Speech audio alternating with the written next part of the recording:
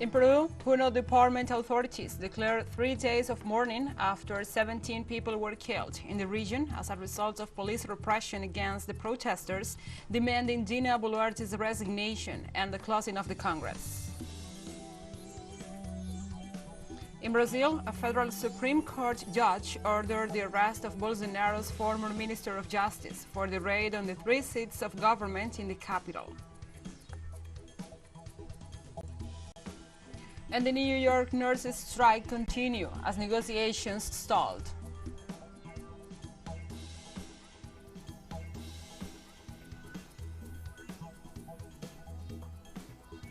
From the headquarters of TeleSUR English in Havana, I'm your anchor, Gladys Quesada.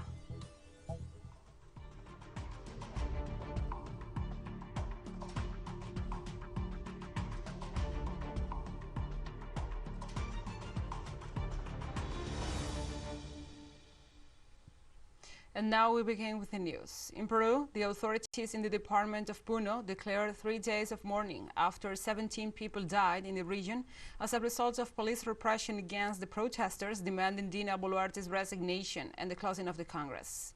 The decree, signed by the governor, Richard Hancock, provides for regional mourning on January the 10th, 11th, and 12th.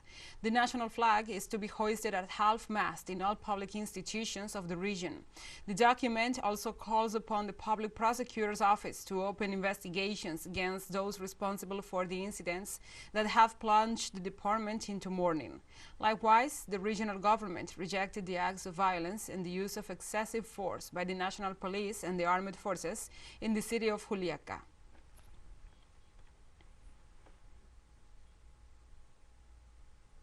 The Ombudsman's office reported that the aggressions took place in the context of the 5th day of popular protests demanding the release of the former president Pedro Castillo.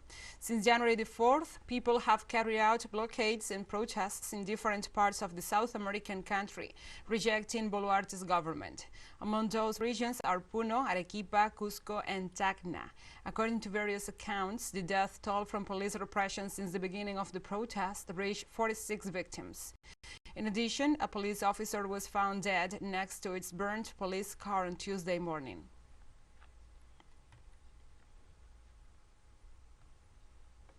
Now we move on to other topics. The president of Bolivia, Luis Arce Catacora, launched an electric power project that will benefit 25 rural communities in the municipality of San Borja.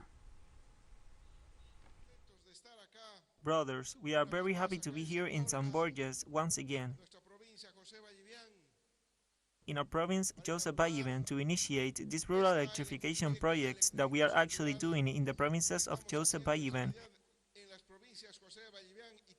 Torres, and Vallequis of our department of Beni. Today, our provinces Valles in the municipalities of Guayamaril and San Borges,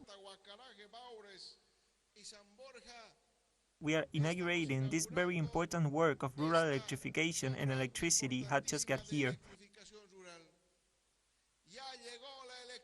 to our communities here in the Beni. In Brazil, a federal Supreme Court judge ordered the arrest of Jair Bolsonaro's former Minister of Justice for breaking into the headquarters of the 3 branches of government in the state of Brasilia. The Supreme Court judge accepted the petition filed by the Attorney General of the Union, Jorge Messias, who asked for the arrest of Anderson Torres and the rest of the public agents who participated or were amissive in the invasion of the government buildings last Sunday. Torres was Secretary of Security of the Federal District and was on vacation in the United States when the attacks on the Congress, the Supreme Court, and the Presidential Palace occurred.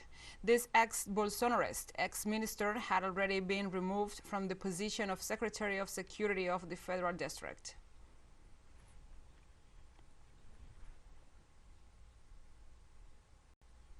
On Tuesday, Ecuador's public prosecutor's office launched a preliminary investigation into an alleged corruption scheme within public companies involving Danilo Carrera Drouet, the brother-in-law of President Guillermo Lasso.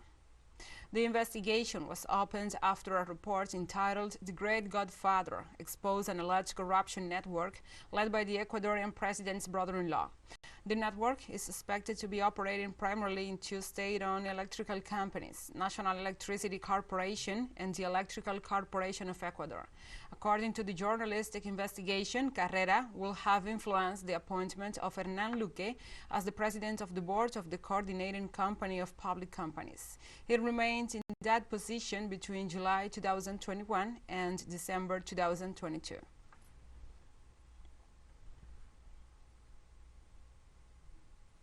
In Cuba, the first week of 2023 began, in expert opinion, with one of the most important rapprochements since President Biden took office, the opening in Havana of migration procedures that have been suspended for 5 years. From Havana, our correspondent Fabiola Lopez with the following report. After long years of waiting, Jenny says she's happy. She will no longer have to spend thousands of dollars to travel to other countries to process her visa. We have been waiting for 7 years, and finally the long-awaited day has arrived.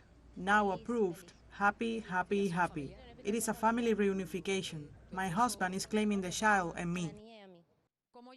Like Jenny, other Cubans are benefiting from the U.S. decision to return to Havana the delivery of visas for migrants after it was suspended due to mysterious health incidents that have yet to be clarified. Actually, history has shown that there was not need to have that justification which affects us. Experts warn of the incoherence of U.S. policy. New migration measures recently announced by the U.S. president attempt to discourage illegal migration to the United States, but the Cuban adjustment law remains in force. This is not only a problem for the families that resort to the irregular route, it is also a problem for the U.S. authorities because of the growing number of people entering the country illegally. This is the responsibility of the United States. The simple reason, the main reason why so many people here decide to go to the United States is because there are very significant privileges for Cuban citizens arriving in that country that no other citizen in the world has. This, together with the Titan blockade, the 240 measures imposed during the Trump administration and still in force. Dairon Roque, a researcher at the Institute of Philosophy, points out that this could be a good moment to open a window of opportunity if Biden understands that his permanence in the White House doesn't depend on the vote in Florida. If Ben Rocks, who knows the issue because he was in the 2013-14 talks with the Cuban government, when he says literally this is not rocket science, if you destroy the economy of a country that is 144 kilometers away, you cannot expect anything other than the massive arrival of immigrants. When someone like Ben Rocks is saying that, he is pointing out a path, which is we are going to look for a way to alleviate hostility. We are going to look for another policy that allows even for our interest to function in another way. These days, just a few meters away from the U.S. Embassy in Havana, at the Institute of Philosophy, this group of students from the University of Long Beach in California is carrying out an academic exchange program. TeleSUR talked to Professor Stephen Osuna about their experience here and the relations between Cuba and the United States. In the United States border, there is a humanitarian crisis created by the government itself. It is not a migrant crisis. It is a humanitarian crisis because of the government's migration policies. Now we are seeing many Cubans arriving at the border of Tijuana and San Isidro, and to try to eliminate that, they are giving us visas to enter. It is a way that is not going to eliminate the problem. It is a way of trying to maintain the problem, and I think that's what it is. Maintenance, not elimination, but maintaining this problem, that the only way to eliminate it is to eliminate the blockade. Talks on migration issues, exchanges between experts and officials of the two nations have marked U.S.-Cuban relations in recent months. The government of the island has said that these are steps in the right direction, but still insufficient. They warn that the nerve center of bilateral relations that has triggered the migratory flow, the blockade, needs to be addressed. Fabiola Lopez, TeleSUR, La Habana. Let's take a short break, but first, remember you can follow us us on our TikTok account at TeleSUR English, in which you will be able to see news in different formats, news updates and more. Other stories coming up. Stay with us.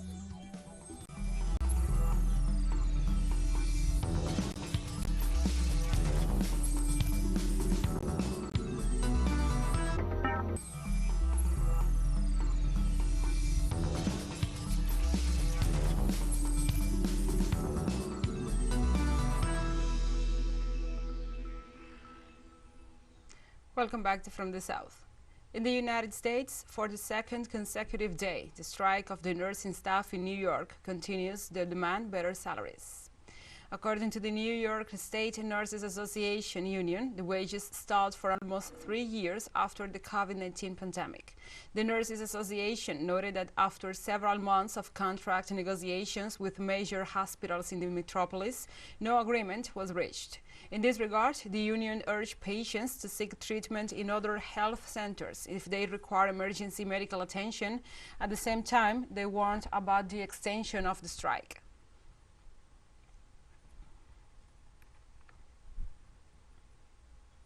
Italian Premier Giorgia Meloni made her first official visit to see the Pope Francis at the Vatican on Tuesday, fulfilling what she said was a hoped-for opportunity to better understand the Argentinian pontiff. Meloni, who came to power on a campaign motto of God, family and fatherland, spent 35 minutes with Francis alone before she met with the Vatican Secretary of State, Cardinal Pietro Parolin, and the Foreign Minister Archbishop Paul Richard Gallagher. A spokesperson from the Holy See said the talks with the Parolin focus on the fight against poverty, family issues, and Italy's demographic problems, a big concern for both Meloni and Francis, who have lamented Italy's low birth rate. According to a press statement, the war in Ukraine and the migration were also discussed during the meeting.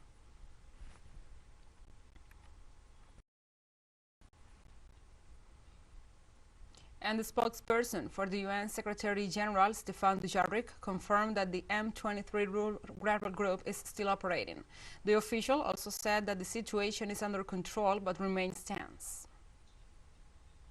Congo, our peacekeeping mission there, tells us they're conducting new patrols in the Rodrodo area of Jugu territory in Ituri province after a series of attacks by the Codeco militia. The mission reports that the situation is under control but remains tense. At least 18 civilians were killed, including 17 on Sunday. Thousands have been displaced and are seeking shelter at a site in Rome. Dujarric also called on the regional countries and the authorities in the Democratic Republic of the Congo to work together to ensure the safety of the people. Group, as far as we know, continues to operate. There are other groups. What we do know is that large parts of that area are not safe for people. People will seek safety wherever they can. It is incumbent on the authorities in the DRC, on the regional countries, including all of the DRC's neighbors, to work together to ensure that people in the DRC are safe and secure in their homes. The United Nations Organization, the UN, published a report warning about the high infant mortality rate in the world during the year 2021.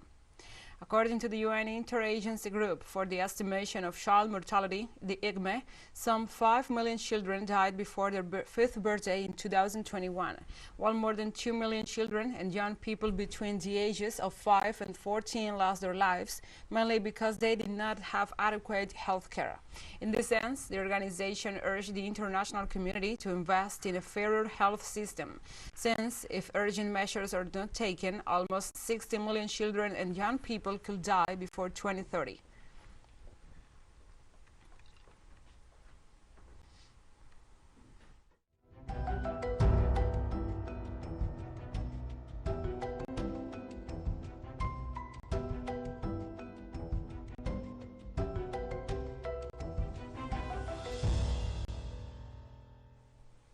Now we move on to other topics. In the United States, authorities of the state of California decreed a state of alert due to the floods caused by heavy rains that have left 16 people dead so far.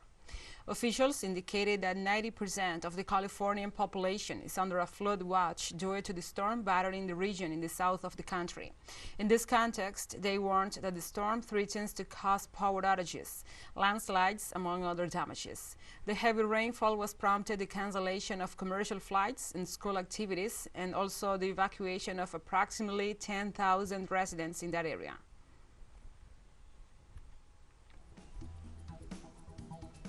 And we have more news coming up after a final short break, so stay with us.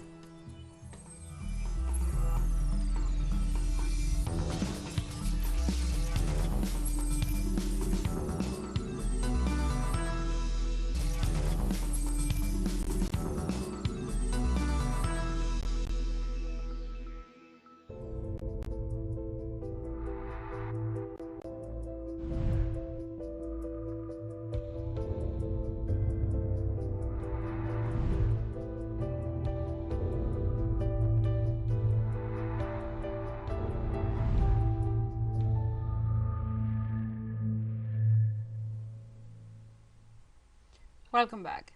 Experts from Russia, Singapore, and Zimbabwe confirmed that China's optimized COVID-19 management measures will bring more opportunities for economic development, both for the Asian giant and the world. According to Sergei Katalin, the chairman of the Russian Chamber of Commerce and Industry, the Chinese government's decision will boost economic confidence around the globe. He also said that by doing so, bilateral trades between both nations will be greatly enhanced. Meanwhile, Woon Ji-hoon, the chairman of Singapore's National Association of Travel Agents, stated that the tourism industry in Asia will see immediate benefits from China's easing of travel restrictions, which allow from quarantine-free travel. Lastly, the governor of the Reserve Bank of Zimbabwe, John Panotedza, said that China's optimized epidemic prevention could be positive news for the country's banking industry.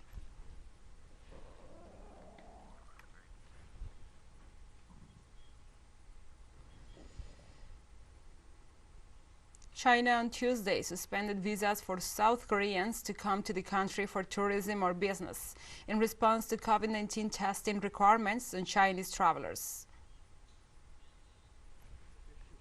Regrettably, a handful of countries, in disregard of science and facts and the reality at home, have insisted on taking discriminatory anti-restriction measures targeting China. China firmly rejected this and took reciprocal measures. We once again call on all parties to make sure that the COVID response measures are fact-based, science-based, and proportionate, and avoid politicizing COVID. The measures should not be discriminatory or affect normal cross-border travel and exchanges and cooperation. And Greece has now overturned a previous decision and has moved to impose a pre-flight COVID test requirement for all arrivals from China. The U-turn comes a few days after direct flights between the two countries were re-established. The decision has raised questions among business owners who were keen to welcome an influx of Chinese tourists. In Athens, many of them differ from the government's take on the matter, saying that they are happy to welcome back visitors from China.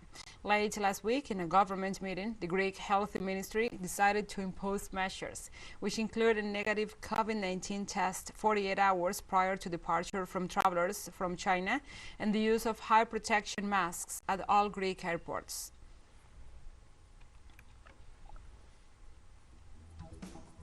And we have come to the end of this news brief. But remember, you can find this and many other stories on our website at telesurenglish.net. And also, if you feel so inclined, please join us on social media for all the latest news. We are on Facebook, Twitter, Instagram, Telegram, and TikTok. For TeleSUR English, I'm your anchor, Gladys Quesada. Thank you for watching.